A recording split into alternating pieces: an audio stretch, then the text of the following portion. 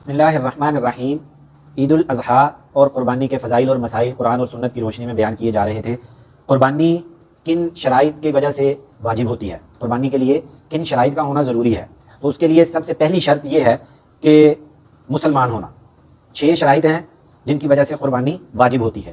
ان میں پہلی شرط یہ ہے کہ مسلمان ہونا۔ غیر مسلم پر قربانی واجب نہیں ہے، غیر مسلم کے لیے کوئی قید نہیں ہے، اس پر قربانی نہیں ہے۔ اور مقیم ہو، مسافر اگر ہے، صاحب نصاب ہی ہے بے شک، لیکن مسافر ہے تو اس پر بھی قربانی واجب نہیں ہے، ٹھیک ہے۔ اور اسی طرح غلام پر بھی قربانی واجب نہیں ہے۔ بالغ ہے، بالغ ہو پھر اس کے اوپر قربانی واجب ہے، نابالغ پر قربانی واجب نہیں ہے۔ عاقل ہونا یعنی کہ عقل مند ہو، باشعور ہو، یعنی کہ پاگل مجنوں کے اوپر قربانی نہیں ہے، اس کی طرف سے قربانی نہیں ہے، کوئی کر دے اس کی طرف سے تو ٹھیک ہے۔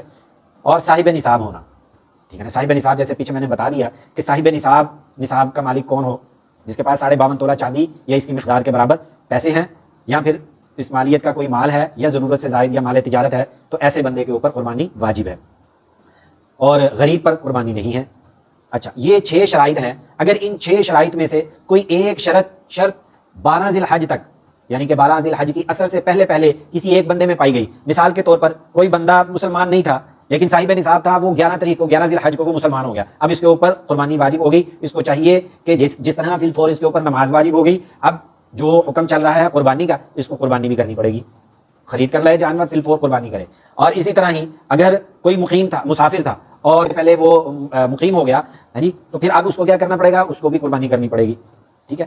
اور مقیم کی جو حد ہے وہ 15 دن سے پہلے ہے۔ 15 دن تک اگر وہ اپنے شہر سے باہر رہے، 15 دن سے پہلے وہ اپنے شہر سے باہر رہے تو یہ مقیم ہے۔ مقیم 15 دن سے پہلے تک ہے، 15 دن کے بعد وہ مقیم نہیں رہے، وہ مسافر 15 دن سے پہلے ہے۔ اور اگر وہ 15 دن سے آگے چلا گیا تو پھر کیا ہے، پھر وہ مقیم ہوگا، مسافر نہیں ہوگا، پھر چاہے وہ اپنے شہر میں ہو یا کسی اور شہر میں، اس کو قربانی کرنی پڑے گی۔ جس طرح کہ عمومی طور پر ہمارے ہاں لوگ یہاں سے باہر کے ممالک میں جا کر کام کرتے ہیں، کام کے لیے سعودیہ گئے ہوتے ہیں یا دبئی گئے ہوتے ہیں یا کسی اور ملک میں گئے ہوتے ہیں، تو ان کی حد ہوتے تو وہ مسافر، لیکن وہ 15 دن سے زیادہ ان کی مدت گزر چکی ہوتی ہے، تو اس لیے وہ اب مقیم نہیں، وہ مسافر نہیں رہے بلکہ مقیم ہو گئے۔ اب اگر یہ صاحب نصاب ہیں، جہاں کہیں بھی ہیں، ان کو قربانی کرنی پڑے گی، ٹھیک ہے۔ اسی طرح ہی اگر کوئی غلام تھا اور وہ 13 ذی الحج سے پہلے 12 ذی الحج سے پہلے وہ مقیم ہو گیا، آزاد ہو گیا، تو اب اس کو کیا ہے، اس کو قربانی کرنی پڑے گی۔